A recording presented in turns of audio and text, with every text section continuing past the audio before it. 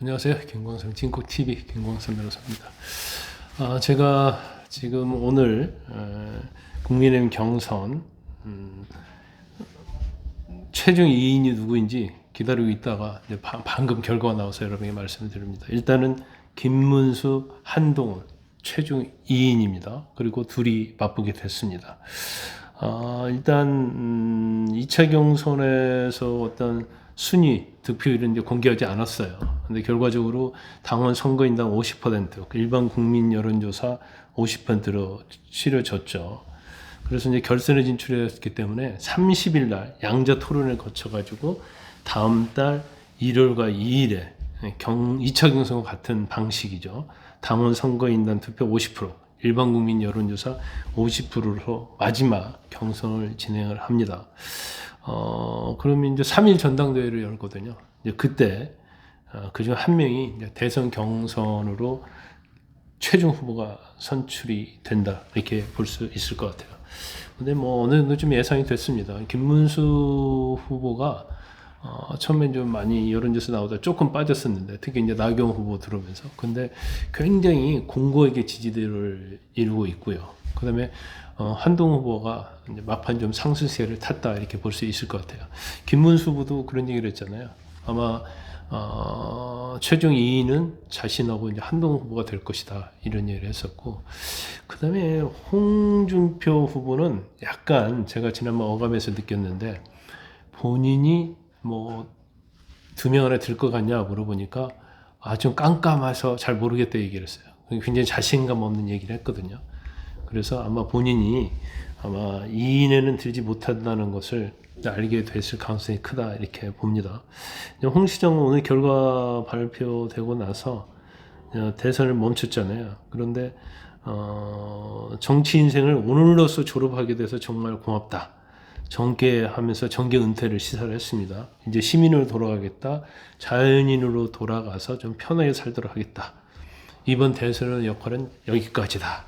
이렇게 얘기했어요. 일단 뭐 전에도 뭐 마지막 도전이야 이런 얘기 했잖아요.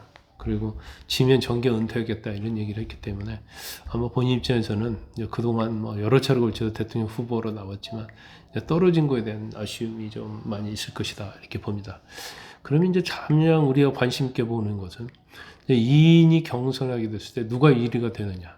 그 1위가 누가 되느냐에 따라서 이제 한덕수 권한대행과 단일화 이런 것들이 앞으로 좀 많이 주목을 좀 받게 될 것 같습니다.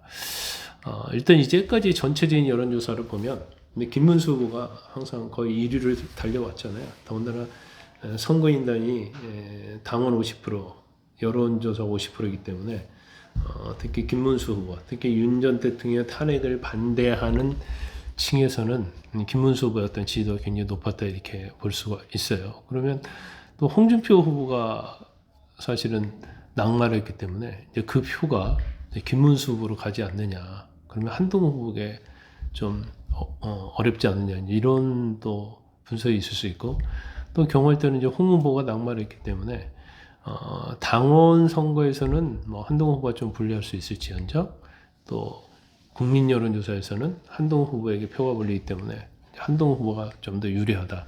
또 이런 뭐 시각도 좀 있을 수 있을 것 같아요. 그래서 어떤 당원 전체의 분위기는 이제 김문수 후보인 거고 일반 여론조사 분위기에서는 한동훈 후보가 좀 더 앞서지 않나 저는 뭐 그렇게 판단을 해봅니다. 오늘 아침에 제가 채널 A 라이브 방송에서 1번은 김문수하고 이제 한동훈이다 이렇게 얘기했고 2번은 뭐 제가 볼 때 김문수 홍준표 될 수 있다. 왜냐하면 당원의 어떤 표가 중요하기 때문에 그랬는데 제가 뭐 1번으로 내세웠던 한동훈 홍준표 제가 채널 돌직구 라방 한동훈 김문수 정정합니다. 제가 뭐 본방에서도 김문수 한동훈 김문수가 될 것이다 이렇게 돌직구시어서 얘기를 했었죠.